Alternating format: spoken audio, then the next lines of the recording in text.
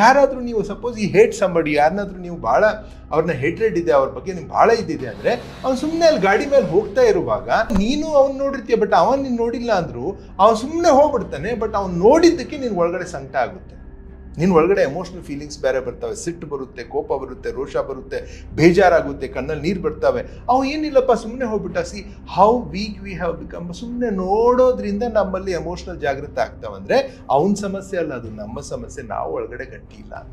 ಬಹಳ ವರ್ಷಗಳ ಹಿಂದೆ, ಓಕೆ, ಒಂದು 20-30 ವರ್ಷಗಳ ಹಿಂದೆ ನನ್ನ ತಮ್ಮನ ಜೊತೆ ನಾನು ಜಗಳಾಡಿದ್ದೆ. ಯಾವುದೋ ಒಂದು ವಿಷಯದಲ್ಲಿ ನಮ್ಮಿಬ್ಬರದು ಹೊಡೆದಾಟ ಆಯಿತು. ಅವತ್ತಿನಿಂದ ಇವತ್ತಿನವರೆಗೆ ನನ್ನ ತಮ್ಮನ ಜೊತೆ ಮಾತಾಡೇ ಇಲ್ಲ. This whole universe works on feelings, not on thoughts. So ಇವತ್ತು ಪೂರ ಸಮಾಜದಲ್ಲಿ ಯಾಕೆ ಕೆಡುಕುಂಟಾಗ್ತಾ ಇದೆ ಅಂದರೆ ನಮ್ಮ ಜಜ್ಮೆಂಟ್ನಲ್ಲೇ ಸಮಾಜ ನೋಡ್ತಾ ಇದ್ದೇವೆ. ಈ ಜಜ್ಮೆಂಟು ನಮ್ಮದೇ ಆಗಿದ್ರು ಇನ್ನು ಸ್ವಲ್ಪ ಆದರೂ ಓಕೆ, ಬಟ್ ಈ ಜಜ್ಮೆಂಟನ್ನು ಎಷ್ಟೋ ಜನ ನಮ್ಮ ತಲೆಯಲ್ಲಿ ತುಂಬ್ತಾ ಇದ್ದಾರೆ. ನಾವು ನಮ್ಮ ಪಕ್ಕದ ಮನೆಯವ್ರನ್ನ, ನಮ್ಮ ಮನೆಯವ್ರನ್ನ, ನಮ್ಮ ಸುತ್ತಮುತ್ತಲವಾದ ಎಲ್ಲರನ್ನೂ ಒಂದು ಜಡ್ಜ್ಮೆಂಟ್ ಮಾಡಿ, ಇವಳು ಹಿಂಗೆ, ಅವ ಹಿಂಗೆ, ನಮ್ಮ ಅತ್ತೆ ಹಿಂಗೆ, ನಮ್ಮ ಮಾವ ಹಿಂಗೆ, ನಮ್ಮ ಸೊಸೆ ಹಿಂಗೆ, ನಮ್ಮ ಹುಡುಗ ಹಿಂಗೆ, ದೊಡ್ಡವ ಹಿಂಗೆ, ಸಣ್ಣವ ಹಿಂಗೆ, ನಮ್ಮ ಗೆಳೆಯ ಹಂಗೆ, ಅವ್ ಹಿಂಗೆ, ಆ ಪಾಲಿಟಿಷಿಯನ್ ಹಿಂಗೆ, ಈ ಪಾಲಿಟಿಷಿಯನ್ ಹಿಂಗೆ, ಈ ಡಾಕ್ಟರ್ ಹಂಗೆ, ಅವ್ರು ಹಿಂಗೆ, ಅದು ಹಿಂಗೆ, ಆ ದೇಶ ಹಿಂಗೆ, ಈ ದೇಶ ಹಿಂಗೆ, ಬರೀ ಜಡ್ಜ್ಮೆಂಟ್ನಲ್ಲೇ ಹೋಗ್ತೀವಿ. ಇನ್ ದ ಹೋಲ್ ಪ್ರೊಸೆಸ್ ಲಾಸ್ ಆಗ್ತಾ ಇರೋದು ಯಾರಿಗೆ ಹೇಳಿ? ನಮಸ್ಕಾರ ಗೆಳೆಯರೆ. ಭಾರಿ ಇಂಪಾರ್ಟೆಂಟ್ ಲೆಸನ್ ಇದೆ. ಇದನ್ನಂತೂ ತಾವು ಈಗ ಶ್ರಾವಣ ನಡೆದಿದೆ, ಈ ಶ್ರಾವಣದಲ್ಲಿ ತಿಳ್ಕೊಳ್ಳೇಬೇಕು. ಇದನ್ನೊಂದು ಮನುಷ್ಯರು ತಿಳ್ಕೊಂಡ್ರೆ, ನಾವೆಲ್ಲ ಹ್ಯೂಮನ್ ಬೀಯಿಂಗ್ಸ್ ಇದನ್ನ ತಿಳ್ಕೊಂಡ್ರೆ, I think humanity will be very healthy, happy and wealthy also. ಭಾಳ ಇಂಪಾರ್ಟೆಂಟ್ ಇದೆ, ಹೌದಾ? ಸೊ ಅದಕ್ಕೆ ಕೊನೆಯವರೆಗೆ ಈ ಲೆಸನನ್ನು ನೋಡಿ. ಸಮ್ಟೈಮ್ಸ್ ಭಗವಂತ ಒಳ್ಳೆ ಮೆಸೇಜ್ ಕೊಡ್ತಿರ್ತಾನೆ ಯಾರ್ದೋ ಥ್ರೂ. ಇಲ್ಲಿ ಮಹೇಶ್ ಮಾಷಾಳ್ ಇಂಪಾರ್ಟೆಂಟ್ ಇಲ್ಲ, ಬಟ್ ಯಾರ್ದೋ ಥ್ರೂ ಒಂದು ಮೆಸೇಜ್ ಕೊಡ್ತಿರ್ತಾನೆ. ನೀವು ಈ ವಿಡಿಯೋ ಓಪನ್ ಮಾಡಿದ್ದೀರಾ ಅಂದರೆ ಅದಕ್ಕೆ ಈ ಮೆಸೇಜ್ ನಿಮಗಾಗೆ ಇದೆ ಅಂತ ಹೇಳಿ ತಿಳ್ಕೊಂಡು ಕಂಪ್ಲೀಟಾಗಿ ನೋಡಿ. ಕೊನೆಗೆ ನಿಮಗೊಂದು ಏನೋ ಒಂದು ಟೆಕ್ನಿಕ್ಕು ಕೊಡ್ತೀನಿ ನಾನು, how to really implement this. Okay, ಲಾಸ್ಟ್ಗೆ ವಿಡಿಯೋ ಕೊನೆಗೆ. ನಾವು ಲೈಕ್ ಗೆಳೆಯರೆ, ಭಾರಿ ದೊಡ್ಡ ಸಮಸ್ಯೆ ಏನಪ್ಪ ಮನುಷ್ಯಂದು ಅಂದರೆ ಜಡ್ಜ್ಮೆಂಟ್ ಮಾಡೋದು. ನಾವು ಈಗ ಯಾರನ್ನಾದರೂ ನೋಡಿದ್ವಿ ಅಂದರೆ ನೋಡಿದ ತಕ್ಷಣ ಜಡ್ಜ್ಮೆಂಟ್ ಮಾಡಿಬಿಡ್ತೇವೆ. ಇದು ನಮಗೆ ಸಮಾಜ ಹಂಗೆ ಕಲಿಸ್ಬಿಡ್ತು. ಹೇಗೆ ಜಡ್ಜ್ಮೆಂಟ್ ಮಾಡ್ತೇವೆ ನಾವು? ಅವನು ಹಾಕ್ಕೊಂಡಿದ್ದು ಡ್ರೆಸ್ಸು, ಅವನು ಹೈಟು, ಅವನು ವೆಯ್ಟು, ರೈಟ್, ಅವನು ಮೇಲೋ ಫಿಮೇಲೋ ಅದನ್ನು ನೋಡೋದು, ಯಾವ ಕ್ಯಾಸ್ಟು, ಯಾವ ರಿಲಿಜನ್ನು, ಯಾವ ಪ್ರೊಫೆಷನ್ನು, ಹೌದಾ? ಈ ಪೊಲಿಟಿಷಿಯನ್ ಡ್ರೆಸ್ ಹಾಕೊಂಡು ಬಂದರೆ ಅವ್ರು ನೋಡೋ ದೃಷ್ಟಿನೇ ಬೇರೆ, ಒಬ್ಬರು ಡಾಕ್ಟರ್ ಡ್ರೆಸ್ ಹಾಕೊಂಡು ಬಂದಾಗ ಅವ್ರು ನೋಡೋ ದೃಷ್ಟಿನೇ ಬೇರೆ, ಒಬ್ಬ ಲಾಯರ್ ಆಗಿ ಬಂದರೆ ಅವ್ನು ನೋಡೋ ದೃಷ್ಟಿನೇ ಬೇರೆ. ಸೊ ಈ ಎಕ್ಸ್ಟರ್ನಲ್ ಅಪಿಯರೆನ್ಸ್ ಏನಿದೆ ಅಲ್ಲ, ಅವ್ನು ಕಪ್ಪಿದ್ದಾನೋ ಬೆಳ್ಳಗೆ ಇದ್ದಾನೋ, ಯಾವ ಜಾತಿಯವನಿದ್ದಾನೋ ಏನಿದ್ದಾನೋ, ಹೌದಾ? ಅವನು ಮೇಲೆ ಟೊಪ್ಪಿಗೆ ಹಾಕ್ಕೊಂಡು ಬಂದ ಅಂದರೆ ನೋಡೋ ರೀತಿನೇ ಬೇರೆ, ಹಿಂದೆ ಜುಟ್ಟ ಹಾಕ್ಕೊಂಡು ಬಂದರೆ ಅವ್ನು ನೋಡೋ ರೀತಿನೇ ಬೇರೆ, ಗೊತ್ತಾಯ್ತಾ? ಸೊ ಈ ಬತ್ತಿ ಹಚ್ಕೊಂಡು ಬಂದಂದರೆ ಅವ್ನು ನೋಡೋ ರೀತಿ. ಸೊ ಇದು ನಾವು ನೋಡಿದ ತಕ್ಷಣ ಜಡ್ಜ್ಮೆಂಟ್ ಮಾಡ್ತೀವಲ್ಲ, that is where the problem is. ಆ ಒಂದು ವೇಷಭೂಷ, ಆ ಒಂದು ಪರ್ಸ್ನಾಲಿಟಿ, ಆ ಒಂದು ಬಾಹ್ಯದ ಒಂದು ಏನೋ ಒಂದು ರೂಪರೇಷ ಇದೆ ಅಲ್ಲ, ಅದ್ರ ಹಿಂದೆ ಒಬ್ಬ ವ್ಯಕ್ತಿ ಇದ್ದಾನೆ, ಅವನ್ನ ನೋಡಬೇಕು ಅಂತ ನಾವೆಂದೂ ಟೈಮ್ ತಗೊಳ್ಳೋದಿಲ್ಲ. We just make a judgment, oh ಅವ ಹಿಂಗೆ, ಈಕಿ ಹಿಂಗೆ. ಇದು ಒಂದು. ಎರಡನೇದು, ಯಾರೋ ಒಬ್ರು ಏನೋ ಯಾರ್ದೋ ಬಗ್ಗೆ ಹೇಳಿದ್ದಕ್ಕೆ ಅದನ್ನು ನಾವು ತಿಳ್ಕೊಂಡು, ಓ ಅವನು ಹಾಗೆ, ಅದು ಹಿಂಗೆ, ಅವ್ರು ಹಿಂಗೆ, ಆ ಕಮ್ಯುನಿಟಿಯವ್ರು ಹಿಂಗೆ, ಆ ದೇಶದವ್ರು ಹಿಂಗೆ ಅಂತ ಹೇಳಿ ಕೆಲವೊಂದು ಟೈಮ್ ನಾವು ದೇಶಗಳನ್ನೇ ಹೇಳ್ಬಿಡ್ತೀವಿ. ಈಗ ಆಫ್ರಿಕಾ ಅಂದ ತಕ್ಷಣ ಅಯ್ಯೋ ಅಲ್ಲಿ ಬಹಳ ಬಡತನ ಇದೆ ಅಂತ ನಾನು ಫೈನಲೈಸ್ ಮಾಡಿಬಿಡ್ತೀವಿ ವಿತೌಟ್ ನೋಯಿಂಗ್ ಇಟ್, ಗೊತ್ತಾಯ್ತಾ? ಸೊ ದಿಸ್ ಜಡ್ಜ್ಮೆಂಟ್ ಏನಿದೆ ಅಲ್ಲ, ಅದು ನಮ್ಮನ್ನ ಈ ಜಗತ್ತನ್ನು ಚೆನ್ನಾಗಿ ಅನುಭವಿಸ್ಲಿಕ್ಕೆ ಬಿಡೋದಿಲ್ಲ.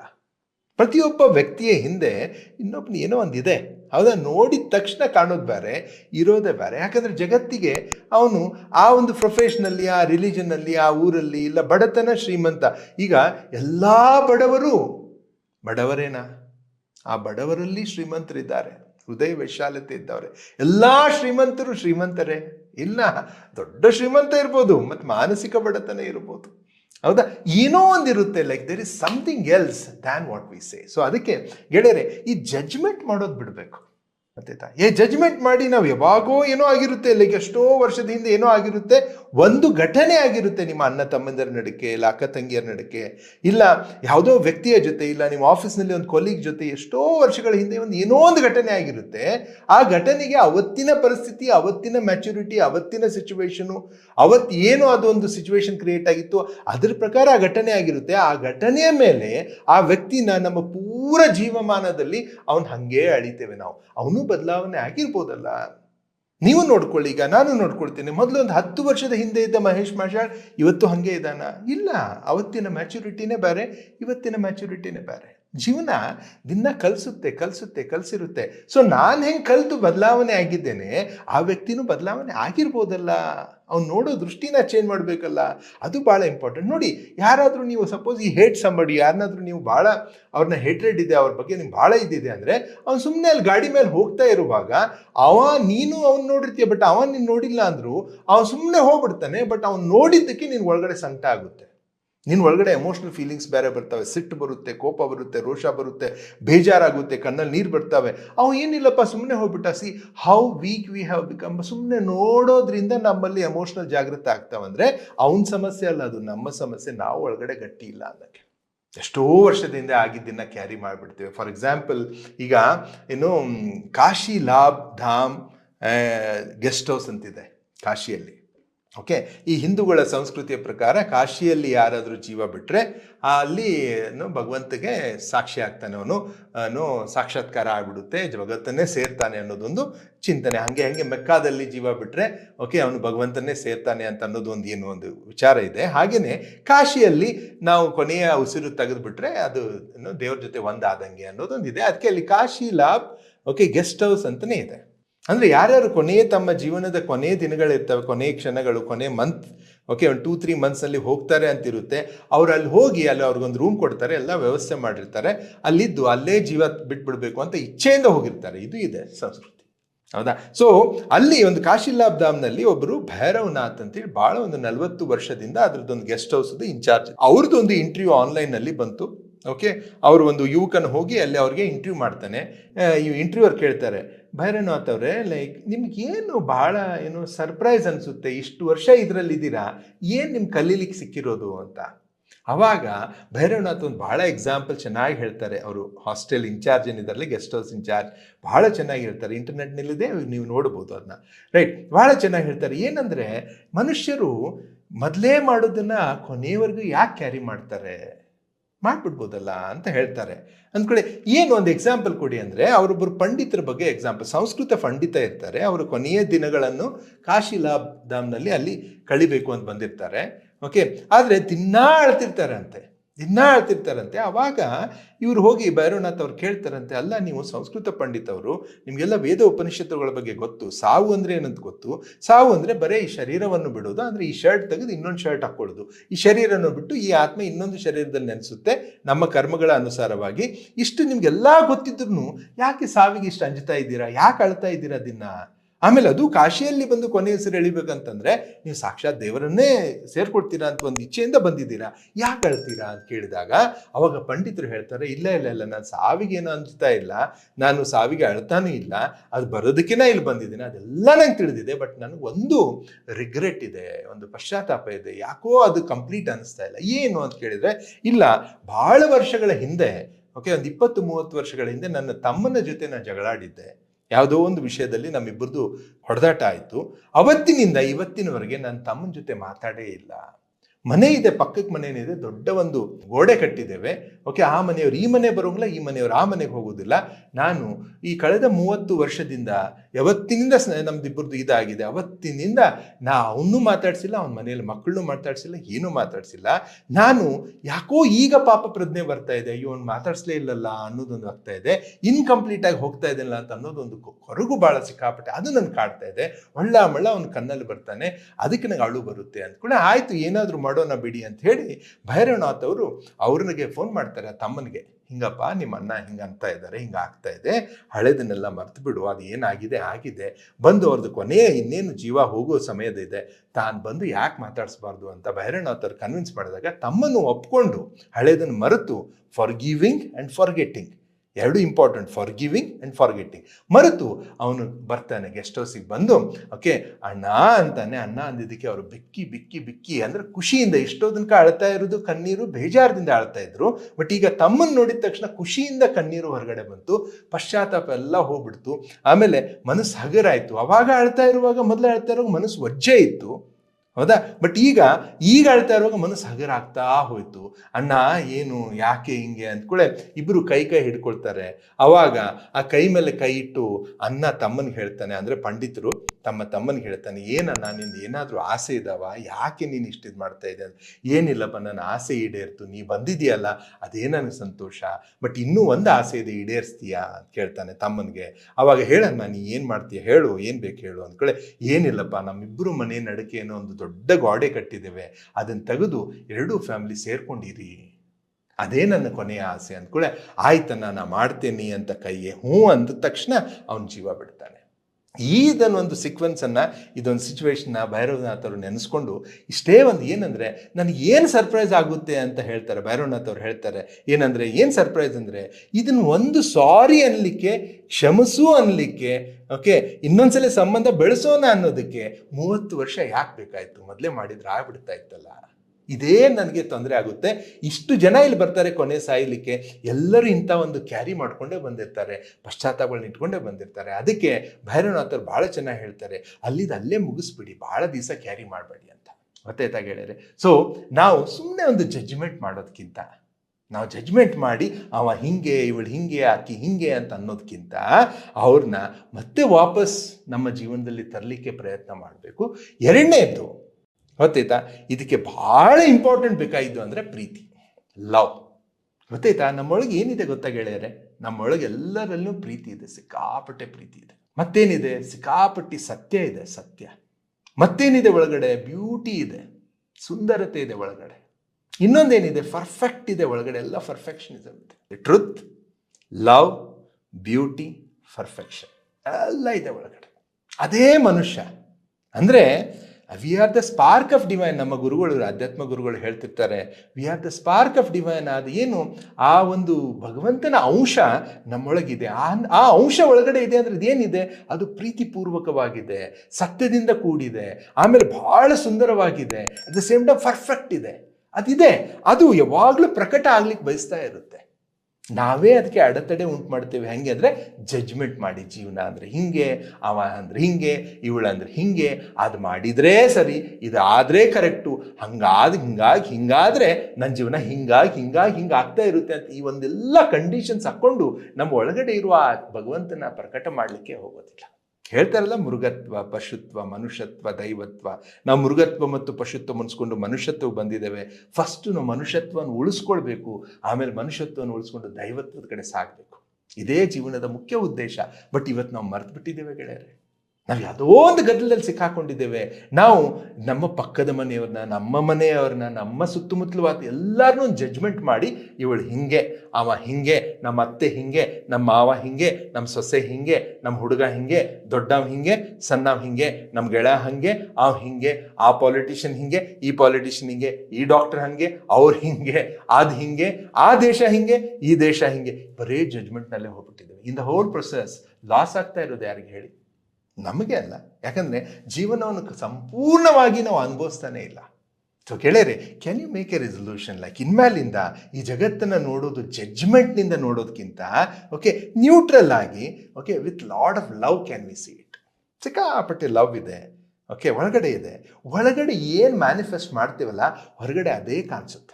ಒಳಗಡೆ ಆ್ಯಂಗರ್ ಇತ್ತಂದರೆ, ಸಿಟ್ಟಿತ್ತಂದರೆ, ಅವನು ನಿಮ್ಗೆ ಬೇಡದವನು ಹೋಗ್ಬಿಟ್ಕೊಳ್ಳೆ, ಸಿಟ್ಟು ಎಲ್ಲಿಂದ ಬಂತು? ಅಲ್ಲಿಂದ ಇಲ್ಲಿ ಬರಲಿಲ್ಲ, ಅದು ಇಲ್ಲಿಂದ ಹೊರಗಡೆ ಬಂತು. ಅಂದರೆ ಆಲ್ರೆಡಿ ಸಿಟ್ಟು ನಿನ್ನೊಳಗಿತ್ತು. ಅದ್ರ ಬದಲಿ ಸಿಟ್ಟು ಬದಲಿ ಪ್ರೀತಿ ಇತ್ತಂದರೆ ಪ್ರೀತಿನೇ ಹೊರಗಡೆ ಬರುತ್ತೆ. Okay, what you feel outside is the reflection of what you are inside. Please make this point. What you feel outside is a reflection of what you feel inside. ನಿನ್ನ ಒಳಗಿದ್ದಿದ್ದೇ ಪ್ರಕಟ ಆಗ್ತಾ ಇರುತ್ತೆ. ಸೊ ಅದಕ್ಕೆ ಸ್ವಲ್ಪ ಎಚ್ಚರ ಇರಬೇಕು. ಗೊತ್ತಾಯ್ತಾ? So what is the best solution for this is, okay, look at this life with lot of love. ಪ್ರತಿಯೊಬ್ಬರನ್ನ ಪ್ರೀತಿಯಿಂದ ನೋಡಿ.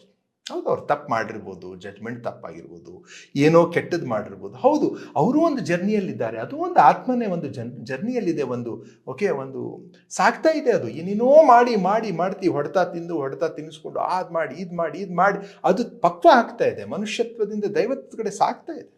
ಆ ಪ್ರೊಸೆಸ್ನಲ್ಲಿ ಎಷ್ಟೋ ಜನ ಮೃಗತ್ವ ಮತ್ತು ಪಶುತ್ವಕ್ಕೆ ಬಿದ್ದಿದ್ದಾರೆ. ಬಟ್ ಇಟ್ಸ್ ಓಕೆ, ಬಟ್ ಅದು ಒಂದು ಪ್ರೊಸೆಸ್ನಲ್ಲೇ ಇದ್ದಾರಲ್ಲ. So C everybody with love. ಒಬ್ಬ ಕ್ರಿಮಿನಲ್ ಅಲ್ಲೂ ಒಂದು ಲವ್ ಇದ್ದೇ ಇರುತ್ತೆ. ನೋಡಿ, ಹೌದಾ, ಅವ್ನಿಗೆ ಶಿಕ್ಷೆ ಆಗ್ಬೇಕಂದ್ರೆ ಶಿಕ್ಷೆ ಆಗೇ ಆಗುತ್ತೆ. ಬಟ್ ಅವ್ನು ನೋಡಿ ನಾವು ಡಿಸ್ಟರ್ಬ್ ಆಗ್ತೇವೆ ಅಂತಂದ್ರೆ ಒಳಗಡೆ ಸಿಟ್ಟು ಬರುತ್ತೆ, ಕ್ರೋಧ ಬರುತ್ತೆ, then there is some problem with us also. ನೀವು ಅನ್ಬೋದು ಸರ್ ಎಲ್ಲರೂ ಹಿಂಗೆ ಪ್ರೀತಿಪೂರ್ವಕವಾಗಿ ನೋಡ್ಕೊಂತ ಹೋದ್ರೆ ಓಕೆ, ಕೆಟ್ಟವರು ಇನ್ನೂ ಕೆಟ್ಟ ಮಾಡ್ಕೊಂತ ಹೋಗ್ತಾರೆ. ಹೌದಾ, ಏನಾದರೂ ನಾವು ಕೆಟ್ಟವರಾಗಿದ್ದರೆ ಕೆಟ್ಟವರು ಏನಾದರೂ ಕಡಿಮೆ ಆಗಿದ್ದಾರಾ? ಇಲ್ಲ, ಇಟ್ ಇಸ್ ಹ್ಯಾಪ್ನಿಂಗ್. ಎಲ್ಲ ಆಗ್ತಾ ಇದೆ. ನೇಚರ್ ಹೆಂಗೆ ಕರೆಕ್ಷನ್ ಮಾಡ್ಕೋಬೇಕಂತ ಗೊತ್ತಿದೆ. ನನ್ನ ಕಾರ್ಯ ಏನಿದೆ ಅದನ್ನು ಮಾಡಬೇಕು. ಎಲ್ಲಿ ಜಸ್ಟಿಸ್ ಇರಬೇಕು ಅಲ್ಲಿ ಜಸ್ಟಿಸ್ ಕೊಡಬೇಕು. ಎಲ್ಲಿ ಸತ್ಯ ಇದೆ ಸತ್ಯದ ಜೊತೆ ಸಂಘರ್ಷ ಮಾಡಬೇಕು. ಓಕೆ, ಇದ್ದಿದ್ದನ್ನು ಹೇಳಬೇಕು.